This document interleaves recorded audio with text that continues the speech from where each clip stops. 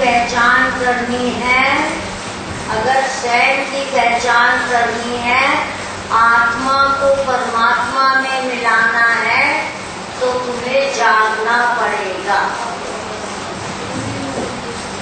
सुनने आपको बिल्कुल जागृत आत्मा है गुडाकेश। अर्जुन को कह है ना गुडाकेश, जिसको अपनी निद्रा पे विजय प्राप्त हो उसे कहते हैं गुडाकेश। प्रेमियों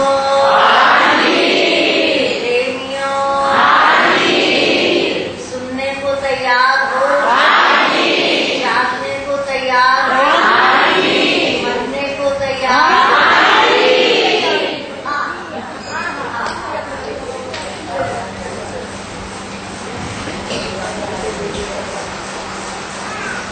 हर सुबह ब्रह्म मुहूर्त में ईश्वर की, परमात्मा की चेतावनी आवाज हरेक जीव के पास पहुंचती है। हर ब्रह्म मुहूर्त में 3 बजे को, 4 बजे को, जब ये 1-2 बज जाते हैं, तमोगुण समाप्त होने लगता है और सतोगुण वातावरण में फैलना शुरू होता है प्रकृति में, तो हर इंसान के पास परमात्मा की आवाज पहुंचती है, उठो उठो। तुम देखोगे कि 3 और 5 के बीच में, 3-4 बजे के बीच में जरूर तुम्हारी नींद खुलेगी और खुलती है। देखते हो, कभी तो टाइम देखा, ओहो अभी 4 ही बजे, चादरा लिया कि यहाँ तक ढका हुआ था, उसको लिया उनसे सो गया। अभी तो 4 ही बजे हैं। संसारिकों को ये नहीं आता, अरे 4 बजे हैं।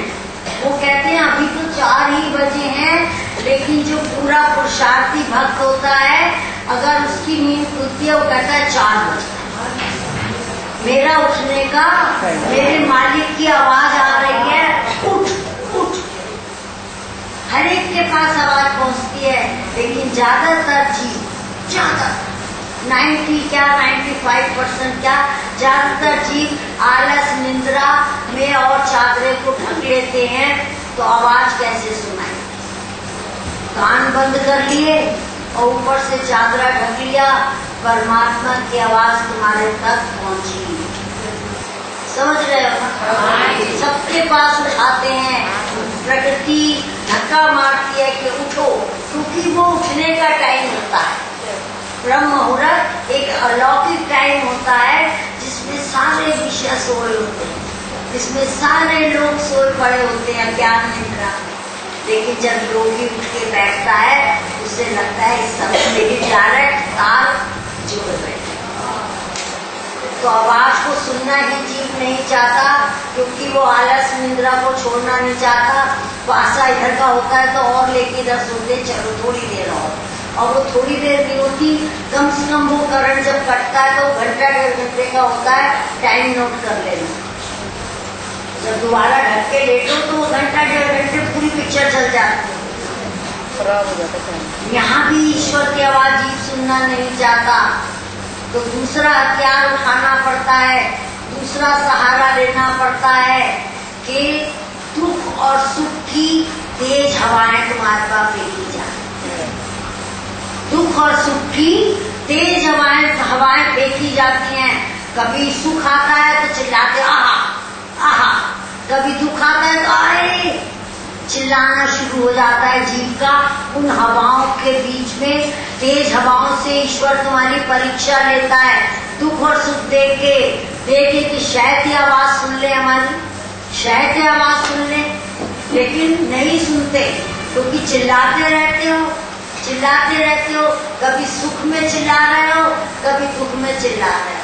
तो इतने शोर में जब एक आदमी, तुम कभी चिल्ला के देखो, और कोई तुम्हें आवाज भी देगा, तुम्हें सुनाई नहीं देगा, क्योंकि तुम्हारा सारा ध्यान केंद्रित तुम्हारे अपने चिल्लाने में। और ध्यान सुनता कौन है? कान नहीं सुनते, कान के जरिए ध्यान से सुना जाता है। इससे हम बात कर रहा हूँ, तुम धीरे से कोई बात इधर कहो तो हमें भी सुनाई देगी होगा, मेरा ध्यान नहीं रहता, मैंने सुना सुनानी, बोलिए दोबारा से।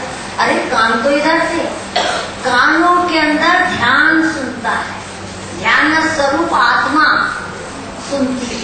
तो ईश्वर गर्म ठंडी हवाएं फेंकता है कि शायद ये आवाज सुन के जाग जाए। डायरेक्ट जगाया, ब्रह्म मुहूर्त में नींद खुल गई, आंखें खुल गई, फिर भी नहीं जागा, फिर चादर कंबल ढक के सो गया। फिर गर्म ठंडी हवाएं दुख सुख की भरी हुई फेंकते हैं, आती हैं, सबके ऊपर आती हैं, लेकिन उसमें जीव इतना बौरा जाता है, इतना चिल्लाता है, दुखों में भी चिल्लाता है, सुखों में भी चिल्लाता है, इतना बौराता है कि ईश्वर की आवाज कैसे पता लगे, पता ही नहीं चलता, इतना लिप्त हो जाता है। कभी पहले बताया था ना दृष्टांत कि सेठ की घड़ी खराब हो गई और बाजार में शोर में बारात निकल रही है, खड़ो के सुन के घड़ी घड़ी कह रहा है अपने नौकर से, देख घड़ी खराब हो गई, बनवा के ला, इसमें टिक टिक की आवाज ही नहीं आ रही है, जा बनवा के ला। उसने देखा सेकंड की सुई चल रही है, समझ गया कि ये इन्हें टिक टिक नहीं सुनाई दे रही, लेकिन घड़ी तो चल रही है। बोला जरा रुक जाओ, थोड़ी देर में बारात निकल जाती है, बाजे चले जाते हैं, शोर कम हो जाता है। वो कहता है जरा आवाज लगाओ, कान में लगाओ घड़ी को, तो आवाज सुनाई देती है। हाय हाय, जब तो सुनाई दे नहीं रही, जब चल पड़ी, नो, घड़ी चल रही है, घड़ी निरंतर चल रही है, शोर में तुम्हें सुनाई दे नहीं। शोर इतना है तुम्हारे आसपास चारों तरफ, तुमने अपने को शोर में रखा हुआ है कि घड़ी की टिक टिक, ईश्वर की आवाज कहाँ से सुनाई दे, नहीं सुनाई दे सकती। जब सोता होता है, जब आवाजें रुकी हुई होती हैं, तब वो आवाज सुनाई देती है, घड़ी की नहीं। कहते हैं ना, जब ध्यान में जब कोई भी खटपट नहीं होगी, जब कोई भी शोर नहीं होगा, बिल्कुल तभी वो आवाज सुनाई। दो रास्तों से नई आवाज सुनाई देती, जब समझ रहे हो ना, दो रास्तों से नहीं सुनाई दी, ब्रह्म मुहूर्त में नहीं उठे, कहाँ उठते हो? कितनी बारी हम कहते हैं कि अरे सुबह मिला करो, तुम रोज टाइम मांगते हो, दीदी माँ जी आज मैं आना चाहता हूँ, मैं क्या आपको सो रही हूँ, या सोमवार को मिलते हैं या सुबह 4 बजे मिलते हैं, इस बीच में और नहीं मिलते हैं। तो दोनों बातों से जीव के पास आवाज नहीं पहुंचती। दुख सुख के रेले में भी हवाएं चल के निकल जाती हैं और जीव रह जाता है अज्ञानी का ज्ञान। जब तमोगुण में सोता रहा, फिर रजोगुण में और तमोगुण में इतना बौरा जाता है कि उसको अंदर की ईश्वरी आवाज सुनाई नहीं। फिर तीसरा स्टेप क्या उठाना पड़ता है?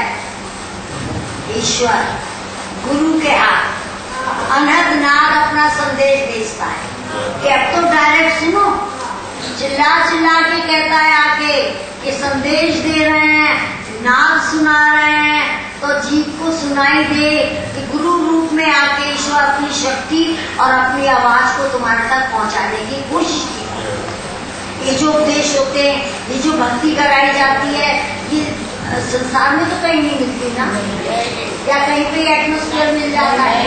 नहीं मिलता। तो वो अपना नाद जो है, जो अपना अनहद नाद है, गुरु के रूप में भेज के सुनवाता है।